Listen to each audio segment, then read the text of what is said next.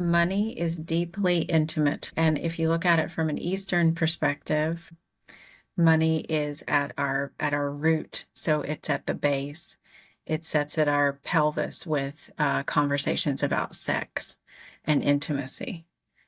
People will come to therapy and talk about the most horrific things that happen to them, and they would never consider bringing up money. They don't see it as in anything worthy of being spoken about. In therapy, they see it as not a factor in their life. Whereas if we look at our energy body, it is at the base of us. And there's a nerve at the base of us. So if this is our pelvis, the nerve at the very center of our body, it's called the pudendal nerve. And pudendal in Latin means the place to be ashamed of. So buried in our language at the base of our being is that we have to overcome this inherent feeling of being ashamed of our sexuality a lot of times, and money as well, because that's our security.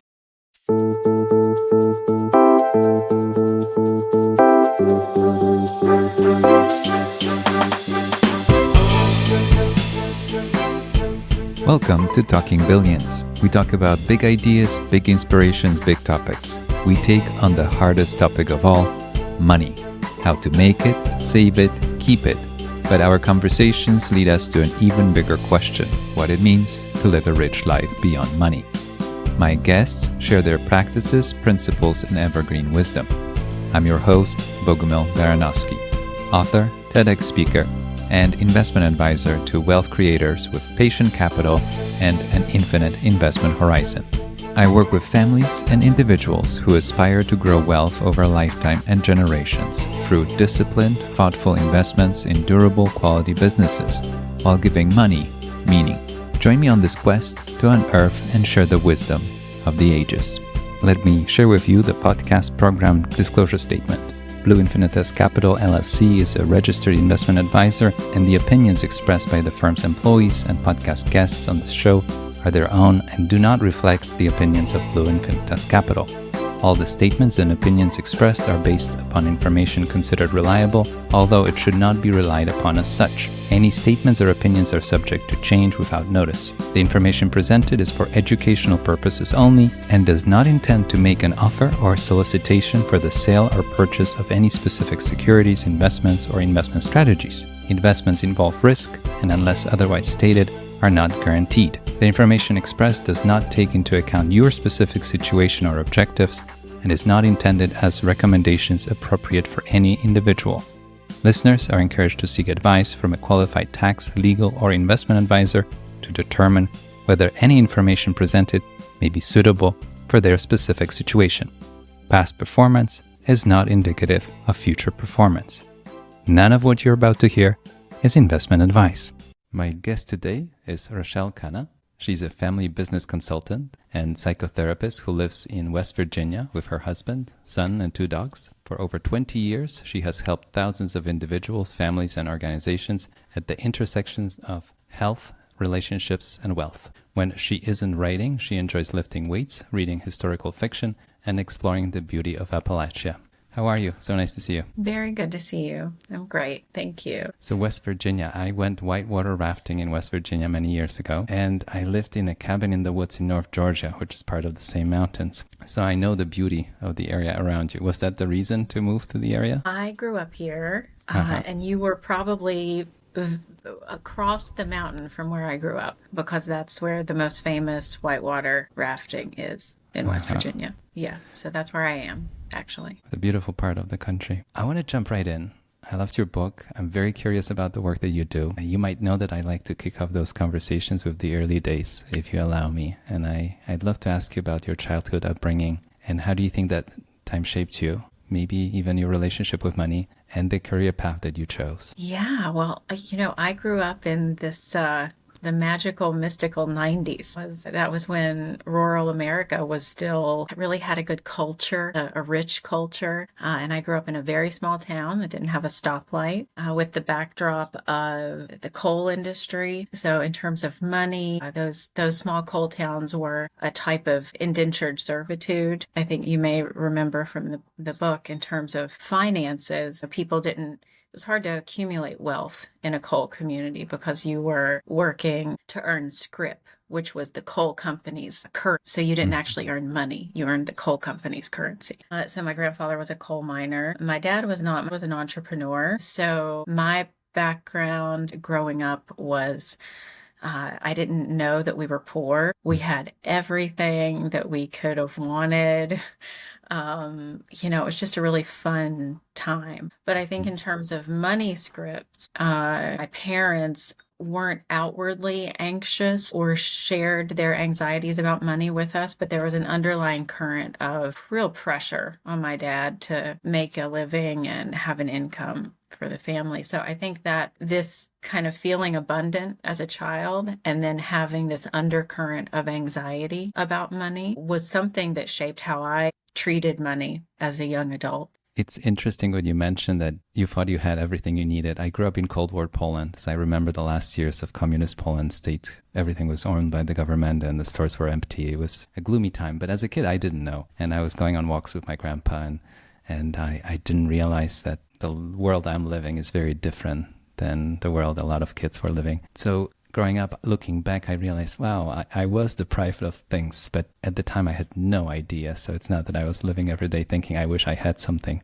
that I wasn't even aware of. So it's very interesting how we grow up with a certain understanding and then we look back and we interpret the context in a different way. What inspired you to write Inherited Trauma and Family Wealth, and how did your personal experience shape the book? So 3 things inspired me to write the book. And one is I inherited a memory from my mother, and I didn't know that I had inherited a memory from my mother until I was an adult and started doing the kind of trauma work that I do as a psychotherapist. So I learned that I inherited this memory, and it was a very traumatic memory, and it shaped my career path and what I decided to do. Also, I had Lyme disease, and illness is directly related to trauma in general, whether it's inherited or we have traumas as children. And then my client experiences. I worked in Midtown. I worked in the financial district. I lived in New York City for 20 years. And all of my clients were, not all, some of my clients were extremely wealthy. And they had these experiences with money. And then I had this other set of clients when I was running drug clinics and clinics for parolees. And they were having different experiences with money. Yeah. So all of that kind of combined, that 20 years of experience encouraged me to write the book. Can you explain the concept of inherited trauma and how it impacts family wealth dynamics? So inherited trauma is the genetic or the nature influences in our lives and the nurture, so the behavioral influences that we have in our lives. And as young children, especially before age 5, we really start to shape our ideas of money. It's amazing to me that kids start to shape these ideas of money really independent of their parents. Parents can have one view of money, and then the kids can kind of have a completely different view of money. And that's that individualism that just as little beings we're born and we are individuals, and it's how we're responding to the environment that really shapes that money story. And I realize how 2 kids growing up in the same household and walk away with very different lessons. I've heard stories of siblings being few years apart and family having a different income level, and one kid growing up with very different understanding than the following children. I'm fascinated with this idea how early our relationship with money gets formed. I think it's before the age of 10 in many cases. And then you can look back and realize, oh, I'm doing it because of the influence I had. For me, for example, just as an anecdote, shopping is not entertainment. And when I moved from Poland to the US after stopping in Paris, going to school there, I realized that some people see shopping as entertainment. For me, shops until I was 10 were not a pleasant experience. They were empty and you needed coupons, cards to even shop in the store, even if you had the money, because the government was limiting access to products. So to me, shopping it's a chore. And it took me years to appreciate the fact that you can actually enjoy spending money. That's just one of the things I learned about myself. Is the awareness the first step to addressing the issue, just being aware of the stories that we have and what we learned at that early stage? Yeah, that's why I wrote the book, really, was to, when I first started writing the book, I really wanted to highlight just getting families talking about these things. So yes, the awareness is really the first place to land. You talked about those two different groups you were working with, those that I imagine had very little and those that had more, that they had the ideas to do what to do with it. Can you show how the two interacted? Because both are extremes, and I think both are very overwhelming experiences in their own way. But can you talk about it and how they both handled wealth, one trying to probably find it and the other one trying to live with it? Well, I did 12 podcasts last year. I talked a lot about kind of wealth, and people always frame questions in terms of high net worth individuals because that's generally who I work with now. But actually, when I think about how to answer those questions just for one population, it really doesn't matter. So as an example, when men would come out of prison, they would come out of prison and they would come to meet with us. They had to go through the program that I worked at. They had to go through drug treatment and mental health treatment as a stipulation of parole. And there were two types of people that came out of prison. The one guy who had gotten 3 degrees while he was in prison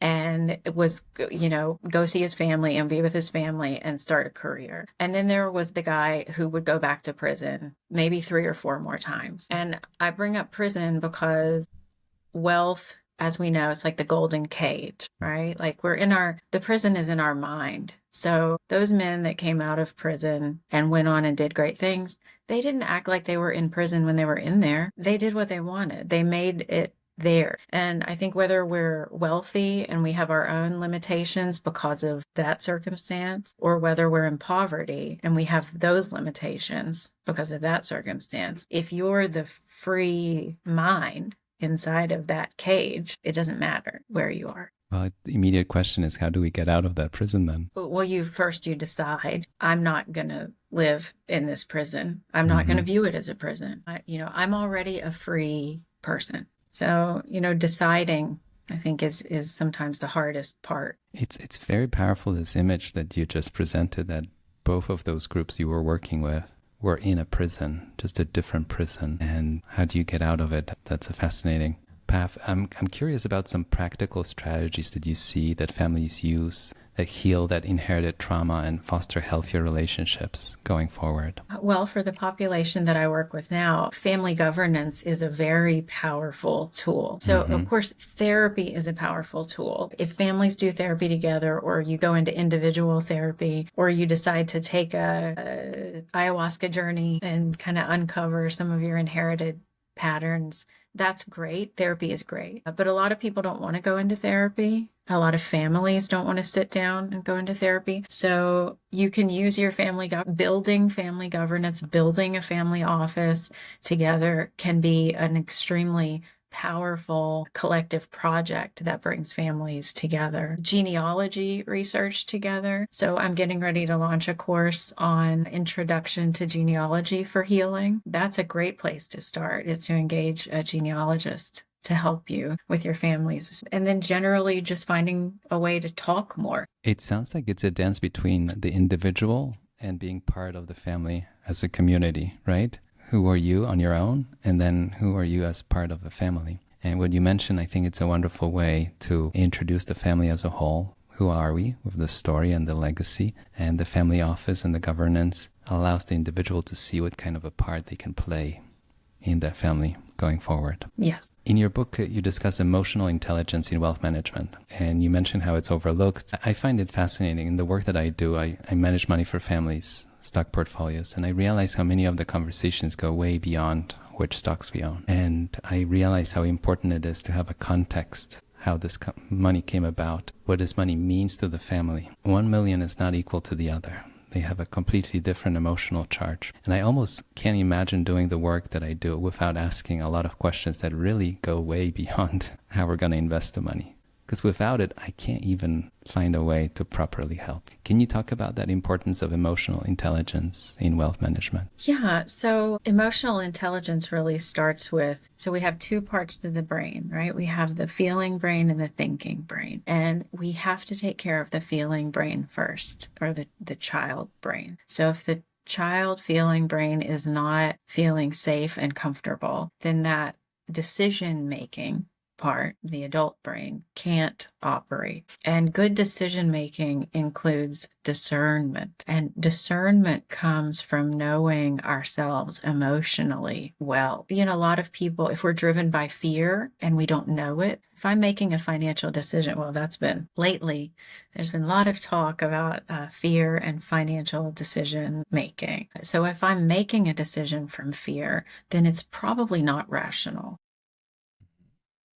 So we want to help cultivate discernment, and learning how to be emotionally aware cultivates discernment. I realize how asking few extra questions or actually waiting a little bit longer to hear the full picture helps. And I find a lot of fulfillment in understanding what kind of a role this money can play in family's life, and understanding that it's such an emotional experience to inherit money. And it's money that I often say that the clients can't afford to lose, but it's the money that can be deployed over many generations to come. And speaking of many generations, you write about transparency about wealth when you're preparing the next generation for stewardship. I find the topic fascinating, and I feel like over the decades the take on it has changed from borderline secrecy. I've heard stories from senior partners that I worked with back in the day where they heard stories of somebody finding out at 18 or 21 that there is an inheritance, a life-changing inheritance coming, and they had no way of knowing. And it's shocking, surprising, it's maybe even disturbing on some level. And I'm always curious, what's the right time? What's the right way to be more transparent so the next generation can take on this role at the right time and feel like they have a say in it too? Well, I also get a lot of pushback for this. And of course, I have to meet my clients where they are. If parents of an adult child don't want to share how much wealth they have, that's their decision, and they can do that. However, I can see where it robs your kids of being able to be fully proud of your family, to adequately and accurately care for those resources. And then is the issue of sudden wealth syndrome and what it does if you're not prepared. So I'm a advocate for transparency in letting your kids know what we have and what they're going to have, what's theirs, what's ours. I'm not opposed to parents setting boundaries. This isn't yours, you didn't make it. You'll get what we've decided on as a family. And I also think candid conversations like that take away this manipulation that can come with money conversations. I see a lot of parents in their late 50s kind of held hostage by their adult kids, a little bit over money and inheritance, and that's not fair either. So I think transparency and boundaries are key. And as you said, I think each family is different, each dynamic is different, but I think some transparency is very helpful, and at the other end of the spectrum, surprising somebody. I think it's hard to imagine that that's a good idea in any context. So the bigger the surprise, the less you can expect where this can take and what kind of an impact it can have. Bridging that with a bigger topic, I work with a lot of families that have had wealth over multiple generations, and somebody pointed out something to me that really made me think how these days, because we live longer, there are more generations alive, could be alive in a particular family all at the same time. You could go probably up to 4 sometimes, maybe more, which is a fascinating phenomenon. Because we live longer, the inheritance in many cases, and I've seen it happen, arrives pretty late in life in some cases, depending on the decisions and planning, but it could happen. On the other hand, you could still have in your life the person that gave you the inheritance, and you can ask them questions. So it cuts both ways. I think it does come late at times, but you could still ask them for guidance and help you navigate that.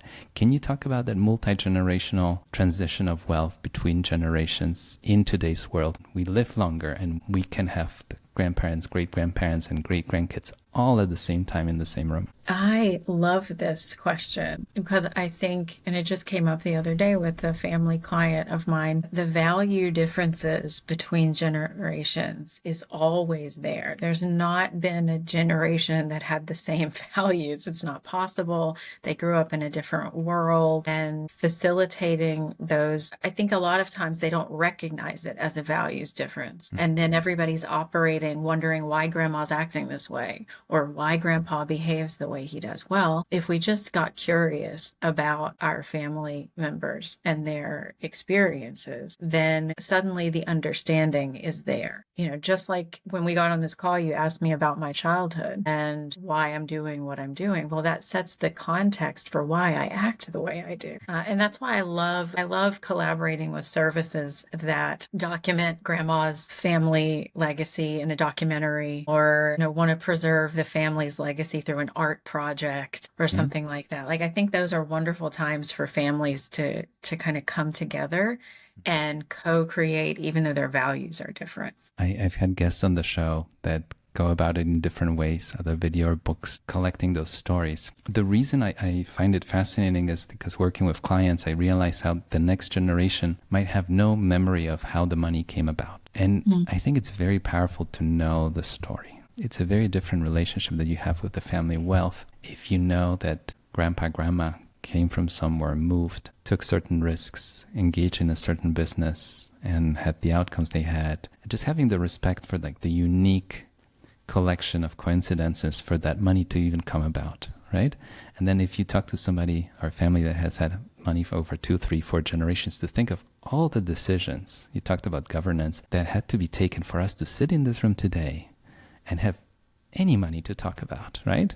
Like for a moment, like let's pause and say, wow, and maybe say thank you, because there's so much that's been done for us to sit down and have something to even talk about. You talk about the 5 liabilities of family teams. So there are some liabilities. I'm curious about the family enterprise and the impact, and what do we have to know on that front? Yes. So I started to write this book just about the 5 liabilities. And then it took a shape of its own. It went in a different direction, and I'll write another book about the 5 liabilities. But those liabilities kind of mimic our nervous system. So they are cycles of chaos. So why would someone call me? They would call me because our family's having a cycle of chaos. Or the second one is someone is conflict avoidant. People don't usually call me if there's a people pleaser, but that's the third one, people pleasing. I have to uncover that one. Nobody's calling me to say this person is placating me all the time.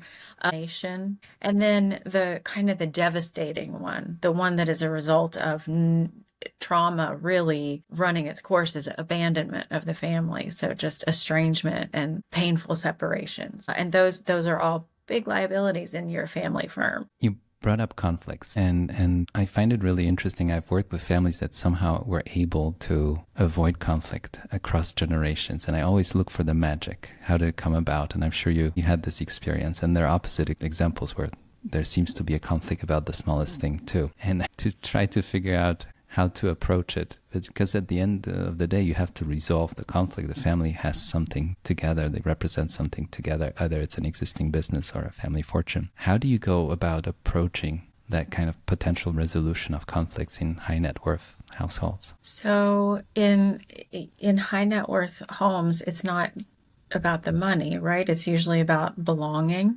and unspoken pain. And if I'm looking at a family system, I'm looking at it through the lens of a trauma that I'm looking for the trauma, right? I'm kind of skeptical, and I'm looking for the problem. Not always, but most of the time, if there's conflict, there is that.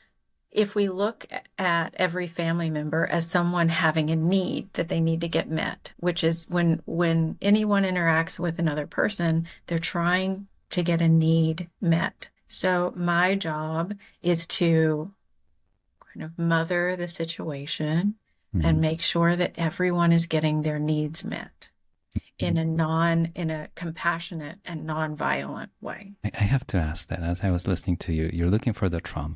It does feel a little bit like opening a box you might not want to open. Somehow I had this image of, finding a reason for underlying reason, right? We just see the conflict, which is the outcome, but you want to dig all the way deeper to find. Once you find it, it's almost like an explosive matter that you have to be careful with. How do you go about, once you find it, how do you go about bringing it up and addressing it in a way that's not going to cause more harm than maybe ignoring it? So I'm helping the families have discernment in their conversations as well. And I would hope that I can, I mean, I'm not perfect, right? But I would hope that I can bring discernment into a conversation. And that really requires that stepping into the perspective of the other person and being able to consistently do that for the family. And I'll do a lot of that. A lot of, a simple thing to do with each other is just to role play. Like, how do you think the other person is going to respond if I say it this way?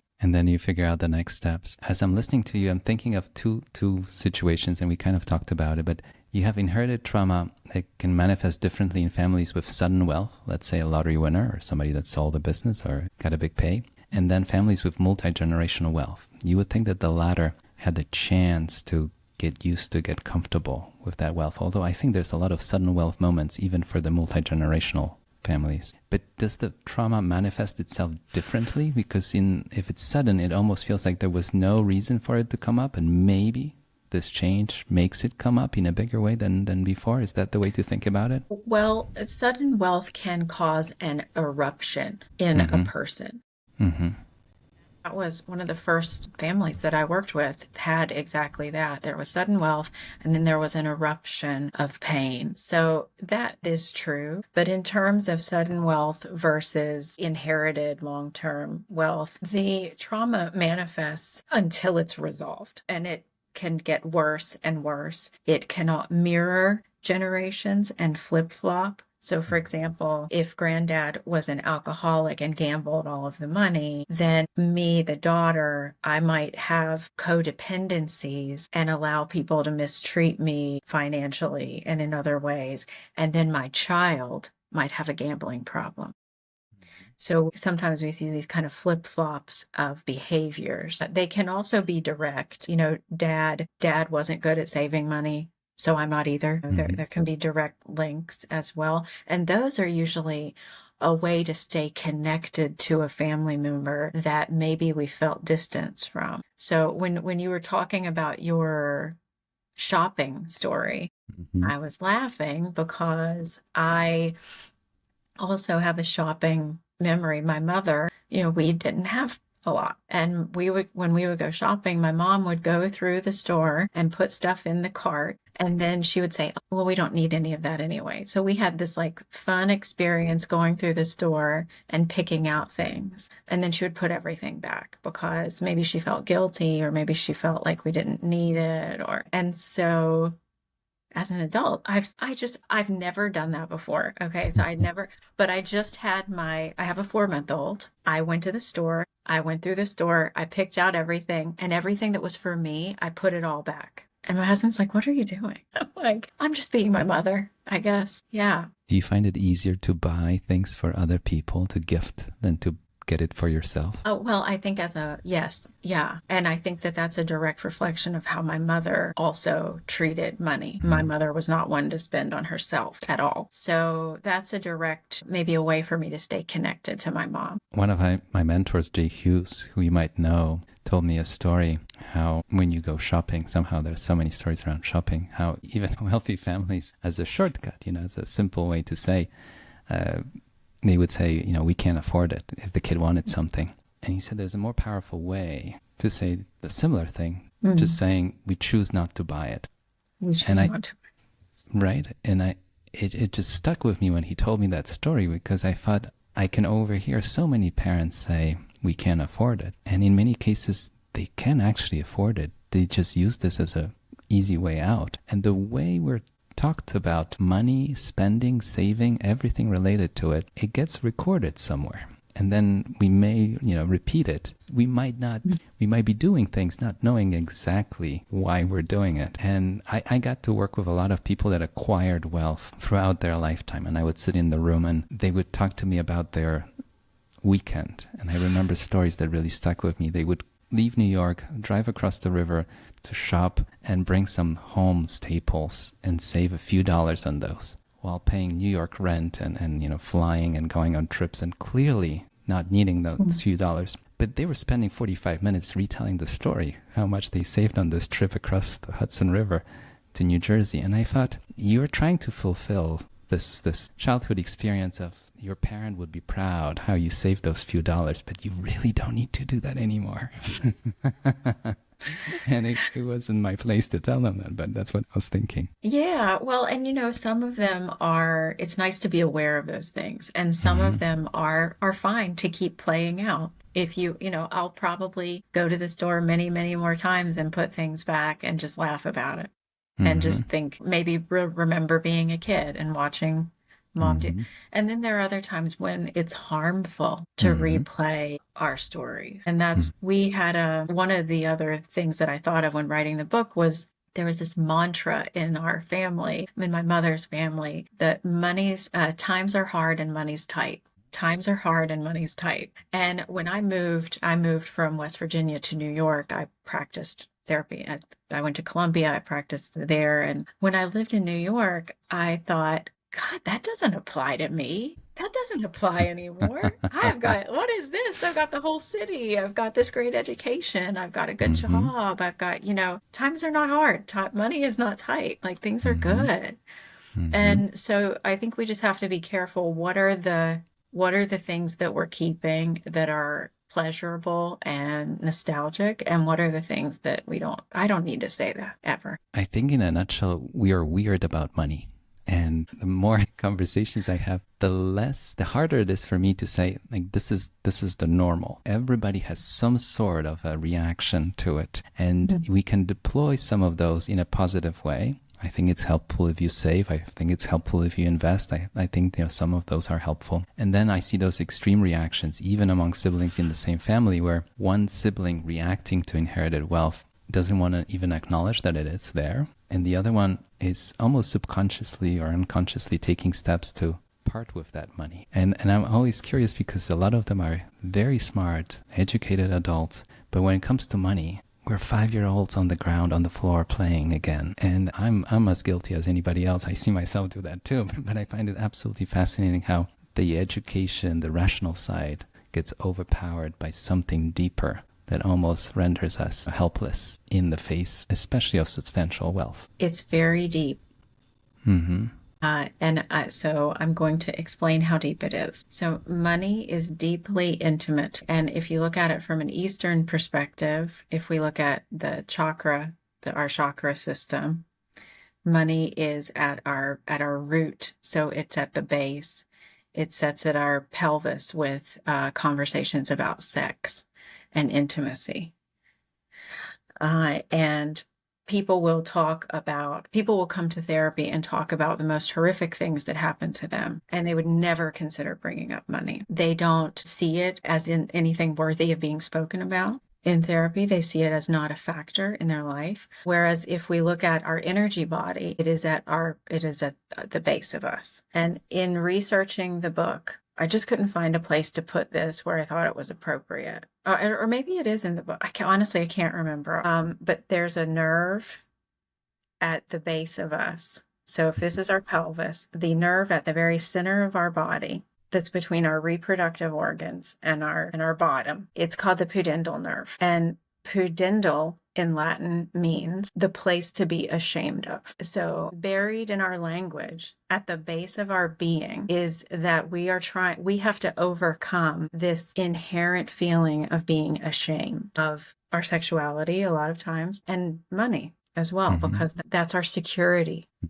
Very much so. And somehow money touches so many aspects of our life, and we can't escape it. I want to ask you about a big picture question from your experience seeing wealth transition among generations. You've seen successes, and I'm sure you've seen failures.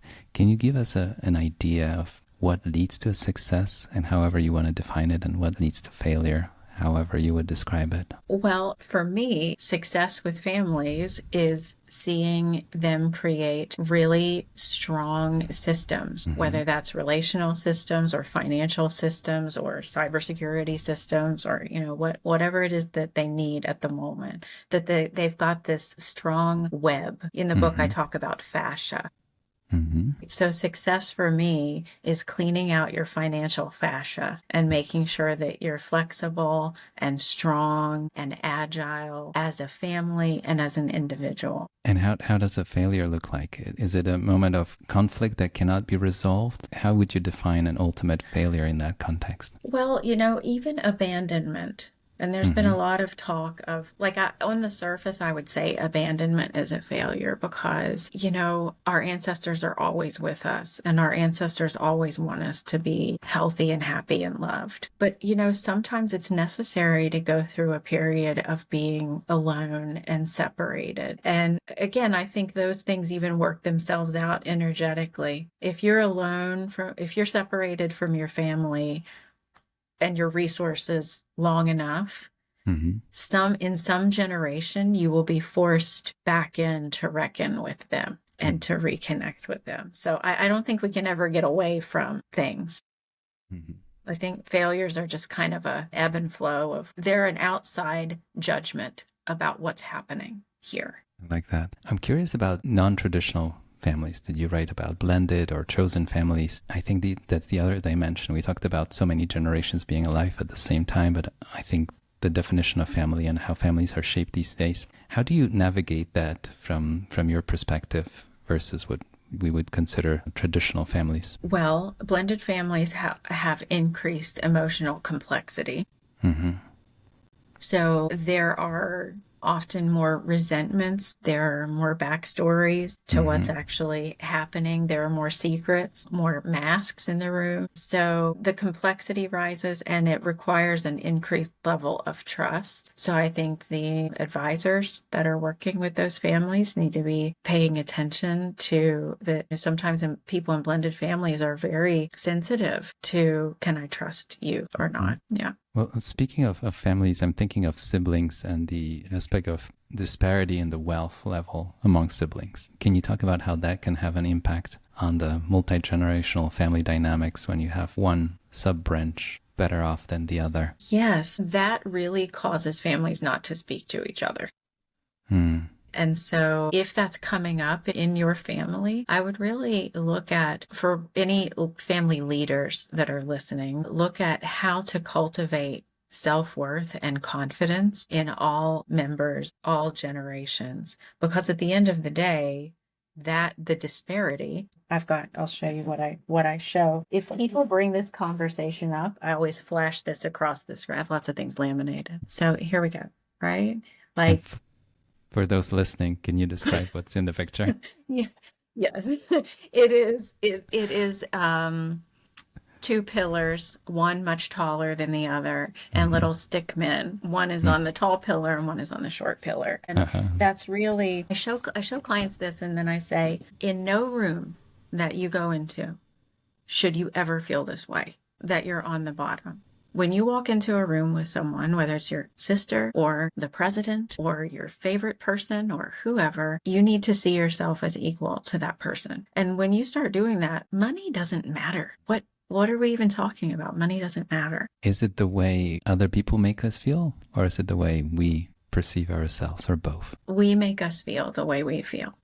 No one makes you feel a way. Now, people can behave toward you different ways, but you determine how you feel. I think it's a good moment to ask about humor. I know that you use humor in couples therapy. Can you tell us how humor plays a role in healing serious relationship conflicts? Well, if couples are open to humor, if any family I work with or couples are open to humor in a conversation, humor is a higher level emotion, and it means that they're receptive to connection. They're in what polyvagal theory calls ventral vagal. I'm safe and connected. So it means that they're not in fight or flight and they're not in shutdown. So sometimes humor can bring us out of fight or flight. It can bring us out of shutdown. But again, we have to use discernment. Sometimes I don't want you to be funny, and it's not appropriate for you to be funny. You might think it is, but I don't. So it can bring our nervous system up into a connected place, but we have to know when is the right time.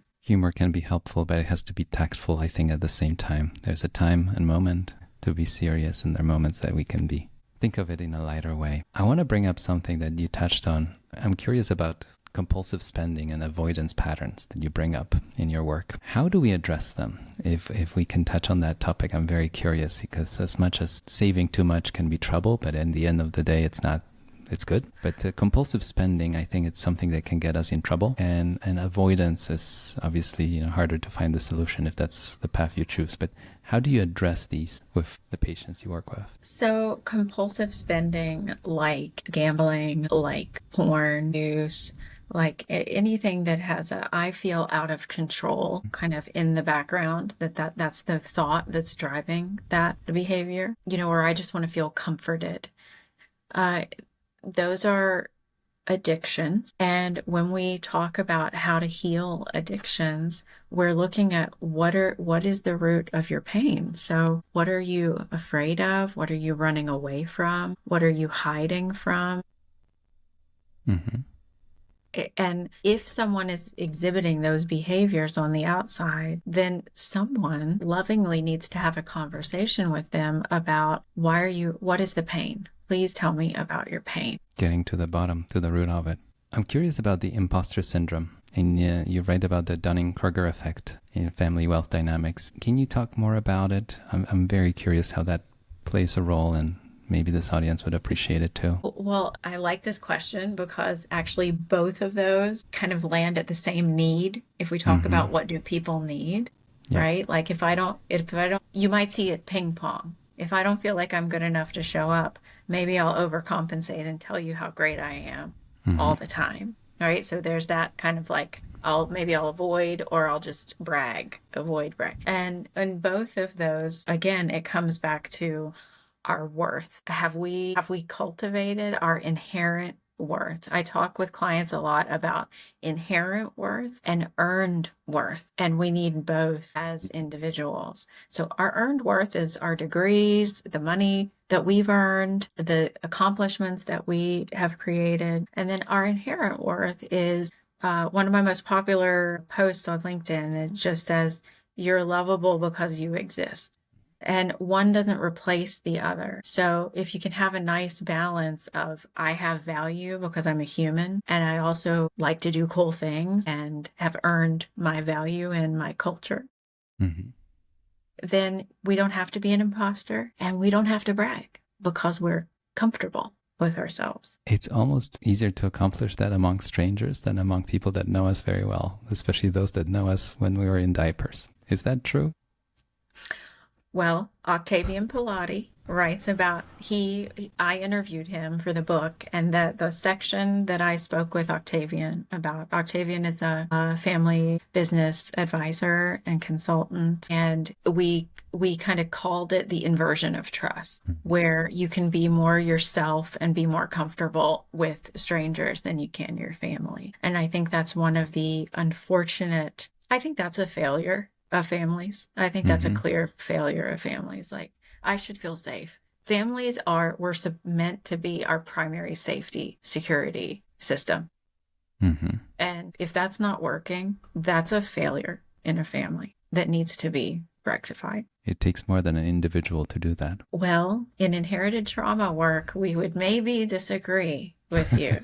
So when you start doing really deep work on yourself in inherited trauma, the ripple effects of what can happen with your family, even if you're estranged to them. So that's where the inherited trauma work starts to get weird, because suddenly systems can come back together, just like your fascia. If in your body, if you take out one knot in your fascia, the whole system is improved. It's a very empowering thought, what you just said, that you can basically do it on your own. You don't have to wait for the family to rearrange itself in a way that would be more productive, for lack of a better word. You can start with yourself, and the family will respond. I think that's what I'm hearing. So don't wait for everybody else to join you in this. You can start on your own, with your own story, your own trauma. The rest will follow.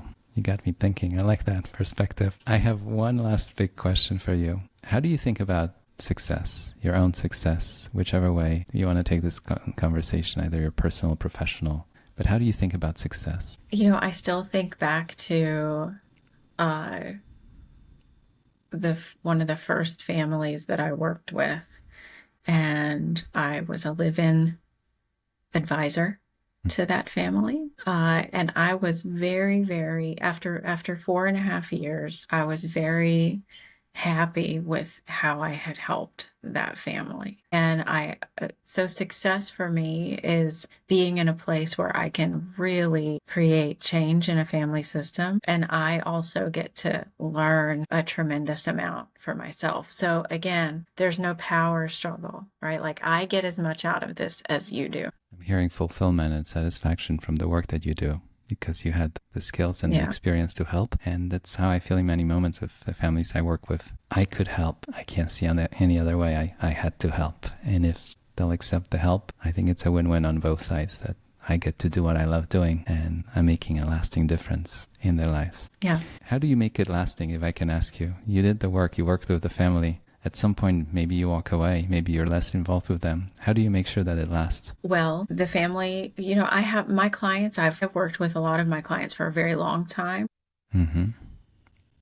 And when families don't need me to be there anymore, I think that's appropriate, and I'm happy to let families go. But another answer to that is, this type of work means that you're changing the energy in a family, and you're really, have you heard the term egregore? Are you familiar with the term? No, I haven't. Egregore. What is it? No. So an egregore is the energy of an entity. Mm-hmm. Walmart has its own energy about it. Exxon has its own energy. Your family has its own kind of energy around it. I can usually tell when it's like, oh, this is expanded here. Mm-hmm. This is good. We can let this go now. And you're welcome to call me if you need me again. It's a fascinating idea that when your work is done, the family almost doesn't need you. Maybe a check-in now and then. I think that's the realization that you've done your work. They're in a better place. They're ready to be on their own. And I think that's the ultimate accomplishment and success. That's a thought. Yeah, I do a lot of parenting and not mothering. And I don't mean that in a condescending way, but sometimes our family unit needs reparented. And I think work with inherited trauma is just that. It's holding like a mother would and allowing it to grow. Creating the right space. I think it's a bigger idea for having help advisors in your life of all kinds, that we can't do it all on our own. I can't take care of my teeth on my own. I go to somebody who devoted their life to perfecting this particular pursuit. And we realize that in other aspects of our life, we feel like, we can help and handle it on our own. It's a family matter, right? I feel like realizing that there are people that work with families day in and day out, focusing on one aspect, whether it's investing money or, in your case, the psychological, the trauma aspect of it. You can bring so much more to the table because you've seen it a million times. Your everyday, it's their once in a lifetime kind of moment that you can come in and really accelerate the change the way I hope I can do for families as well, where I see it day in and day out, and something might be for them, something they've never experienced, never thought of, never realized. And you can bring the experience of having seen it more than once and having some guidance how to go about it in a more productive way. And I think that's a huge value added for those families. Ruschelle, thank you so much for this wonderful conversation. I think we touched on so many aspects of your book. I highly recommend the book. And I think that there's so much about money that I continue to learn. And your book opened my eyes to a whole different aspect of going to the root of the problem and trying to figure out how to address it. And it's very humbling that we can discover those things later in our life, and they keep haunting us. And it's worthwhile to pause for a second, look at it, address it, because it's a lighter journey going forward. So that's how I absorbed your book, and I'll go back to it many times, but I feel like there's a lighter way. That's how I thought of it, learning more about the work that you do. But thank you so much for today. I really appreciate the hour that we had together. Thank you so much for having me. You were listening to Talking Billions. We talk about big ideas, big inspirations, big topics. We take on the hardest subject of all, money. But our conversations lead us to an even bigger question: what it means to live a rich life beyond money.